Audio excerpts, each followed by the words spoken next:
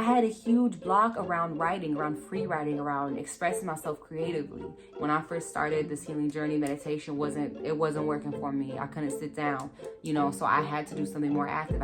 And that really helped me heal that block, because every day I had to commit to expressing myself creatively. And the 7-day journal, it really helped me be consistent with my healing process, okay? Because that 7-day journal then turned into a 27-day journal, and it actually turned into me journaling consistently for the next 2 years after that. I can give you, it's one of the biggest obstacles that a lot of people have during this healing journey, is that they think that it's going to be a 1-year thing, or a one retreat thing, or a one time with the shaman thing. Even if the shaman is charging you $2,000 for 1 day, which...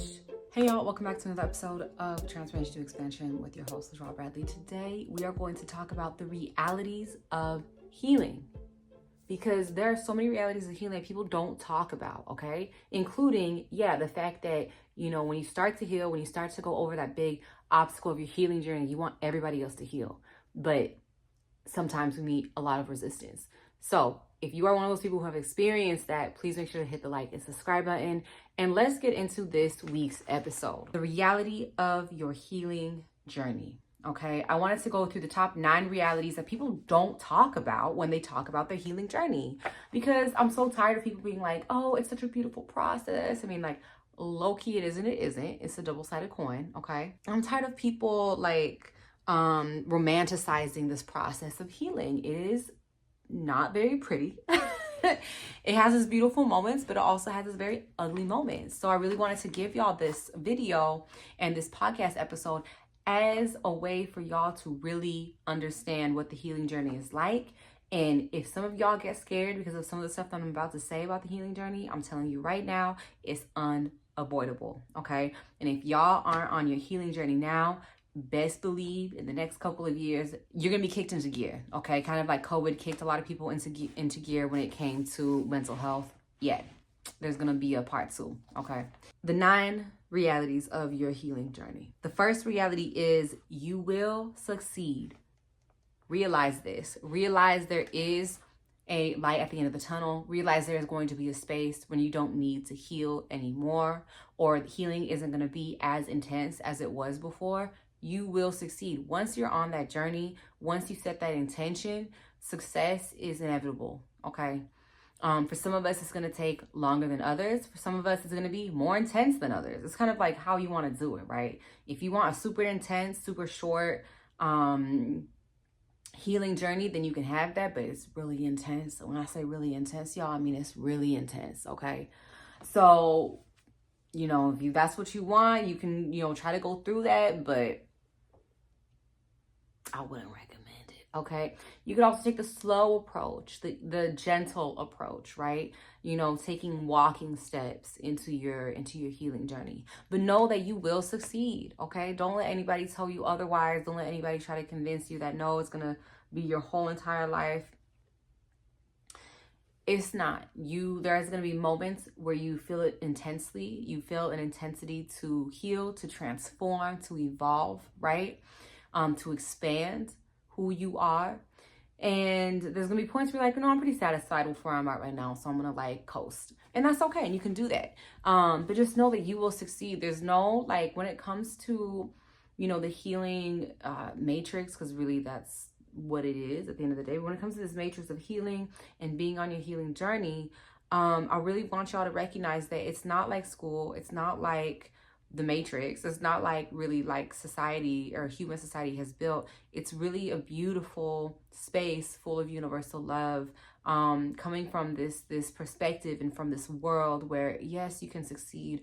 Yes, how you succeed or your version of success might look very different from the next person, or it might be very different how you heal, right? Everybody's going to do it in their own way. And that gets me into my next point. Healing is not a one-size-fits-all process. I'm so tired of people lying to y'all about, oh, this is a method that works for everybody. This is a method that, you don't need to tweak. Just do it exactly how you do it and it'll magically work. And sometimes for some people, yes, that it works, right? But we really have to start to realize that we are all individual beings. We all are united, but we are all unique in our own essence, in our own souls. You know, our soul's expression, they're very different from each other.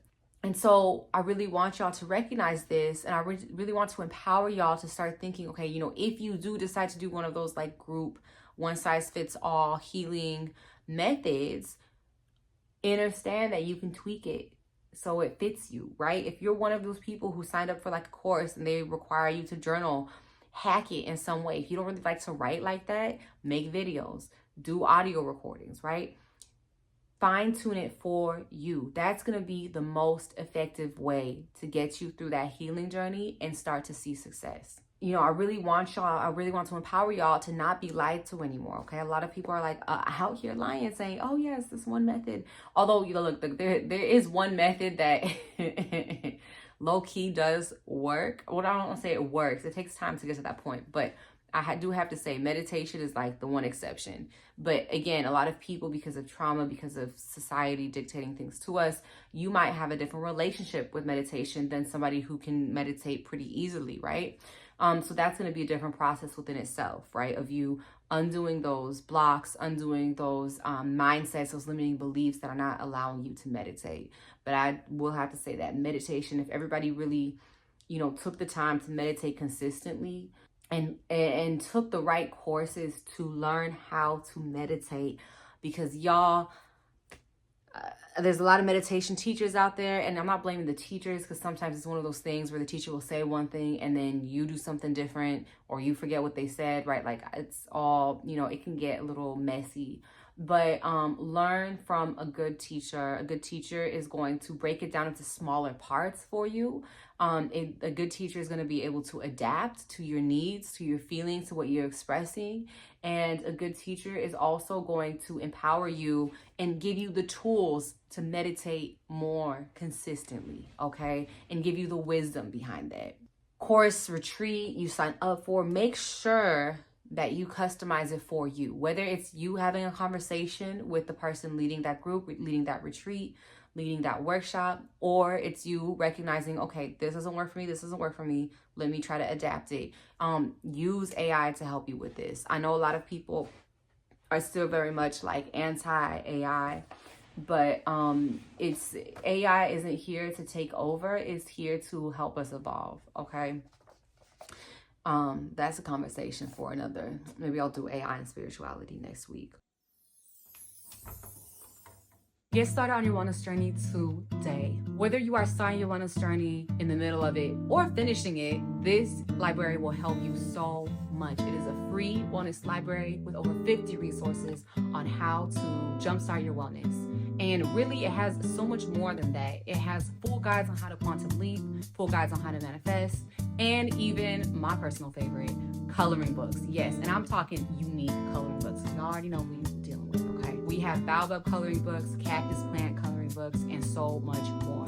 And it's completely free. So please make sure to check it out, especially if you're on your wellness journey, or if you know a friend who is on the wellness journey and wants some free resources, please let them know about the wellness library, okay? The link is in the show notes below. I love y'all so much. Let's get back to the show. The second reality I wanted to let you all know about is that sometimes healing, it is difficult, okay? Sometimes healing is hard. Sometimes healing is exhausting. Sometimes healing is like, I don't know what else you want me to do, because I've been doing everything that I could, everything that I can. So I really want y'all to recognize that, like, that is a reality of healing, is that there are parts of that process that are challenging, that are difficult. But that's what it means to grow, right? To grow is to change. To grow is to adapt. You know, it's so funny because, you know, if we grow a garden, we grow a plant, and we're like, oh, it's so easy for plants to grow, right? But you have to understand there's a process going on. When it's trying to create more cells to create the roots, or more cells to create the leaves, there's probably some discomfort that the plant is experiencing in that process, right? Change can be easy, but when it comes to growth, when it comes to evolving, when it comes to transforming something, right? Sometimes we do have to add a little bit of pressure, right? If you've ever worked with clay or with pottery, you know, if you've worked on like a wheel, right? You have to create pressure. You have to pull the clay upward. You're moving the clay. It's not staying in a mound, right? You're moving it. You're changing it in some way. And part of this lived experience in these bodies as human beings is to experience that. It's to experience that, and then also to experience time and duality.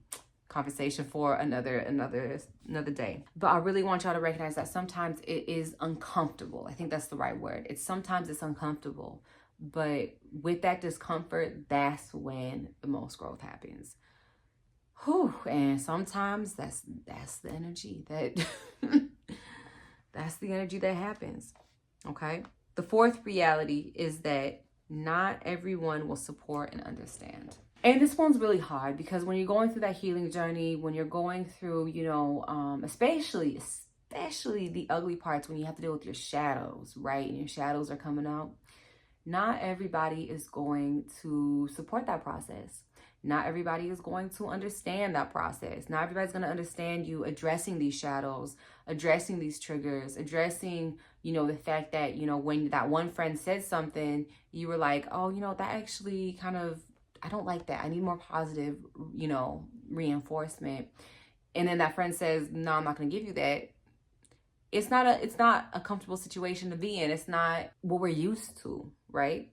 And so you have to really recognize that there are going to be people who do support you, but there's going to be a lot of people who won't understand, who won't support you, because you are evolving, you are raising your frequency, you are transforming, right? So everybody's not going to understand and support you. And you might actually lose a lot of people in that process.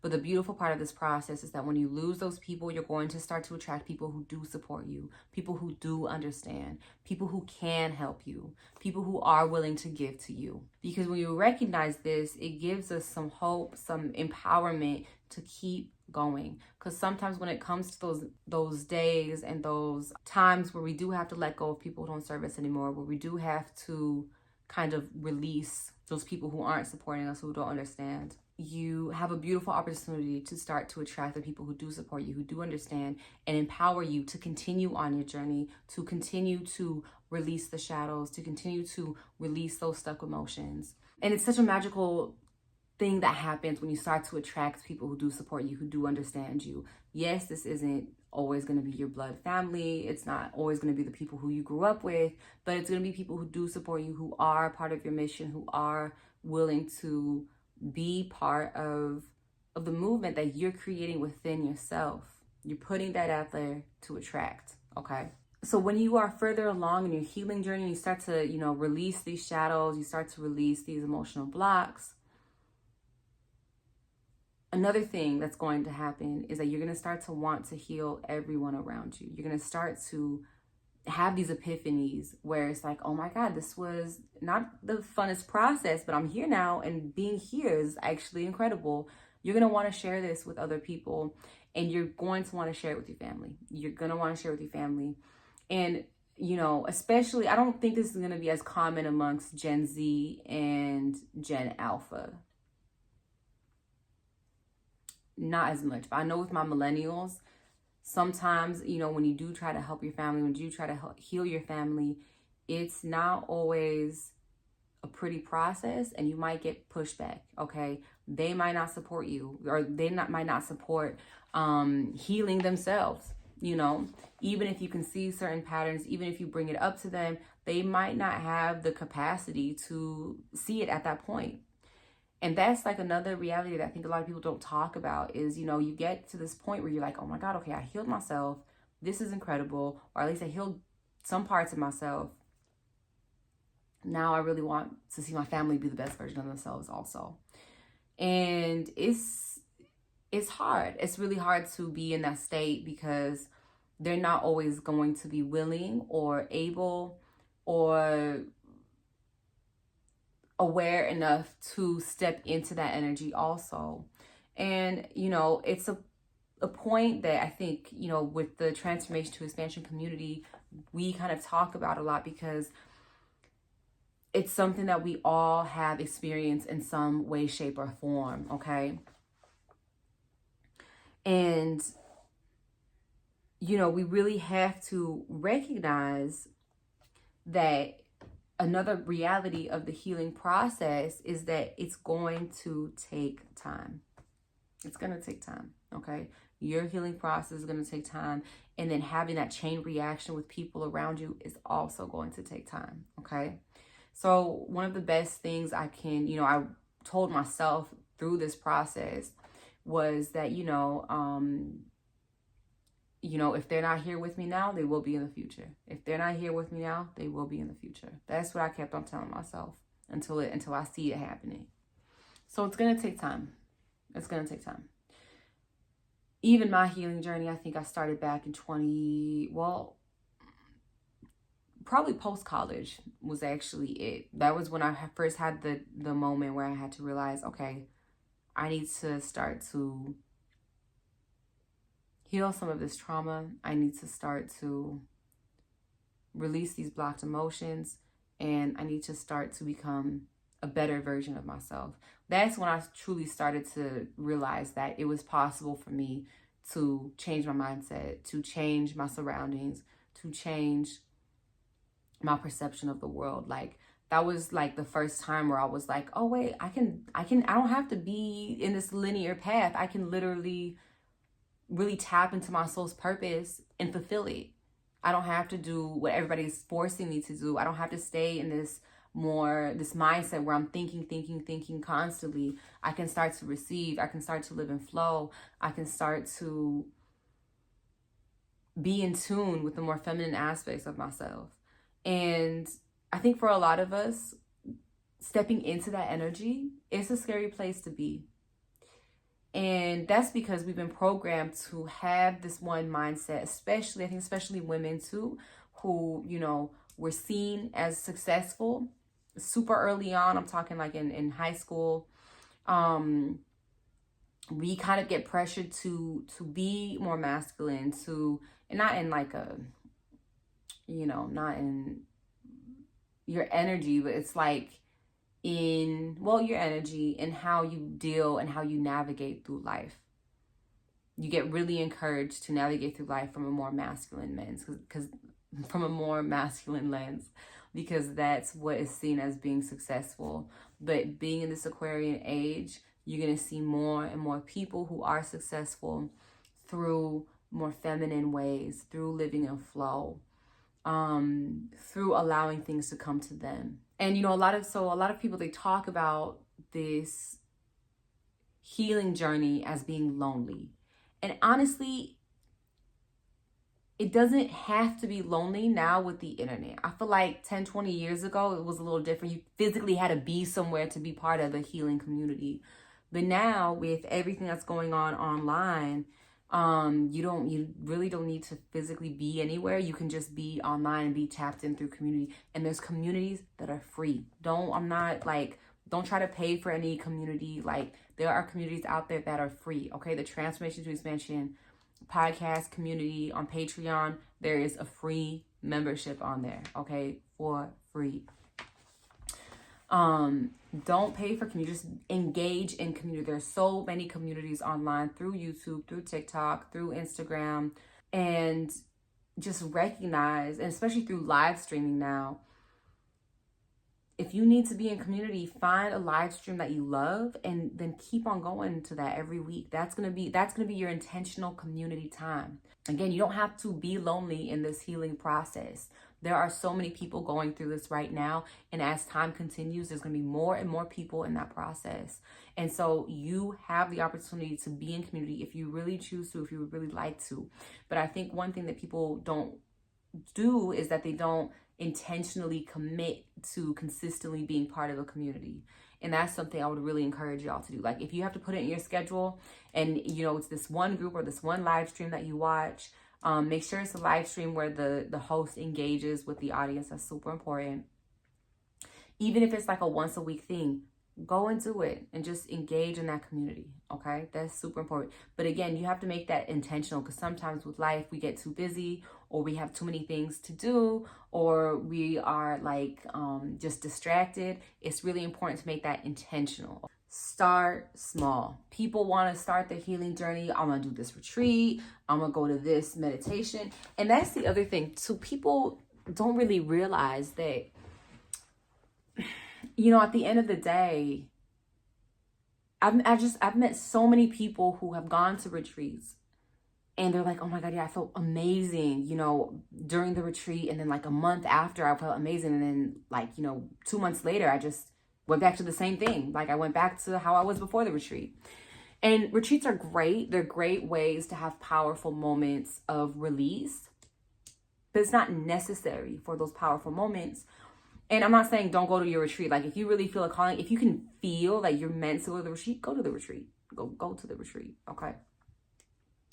But what I'm saying is don't see it as a thing where you're going to go one time, it's going to fix everything. Okay. People, like, y'all need to realize that a lot of the work, it's not like because you met a healer. It's not from a healer. It's not from a shaman. It's actually from within. It's actually from you. It's you doing the work. It's you doing the work consistently. And so that's one of the biggest advice that I can give you. It's one of the biggest obstacles that a lot of people have during this healing journey is that they think that it's going to be a 1-year thing or a one retreat thing or a one time with the shaman thing, and even if the shaman is charging you $2,000 for one day, which if they are, that's all I'm going to say about that. And I think other shamans would agree with that expression. Okay. But don't ever try to buy into it either. Even if they can do something remarkable within one day, it takes consistency. It takes time, right? This is why we are souls in these human experiential bodies, is that we are here to experience time.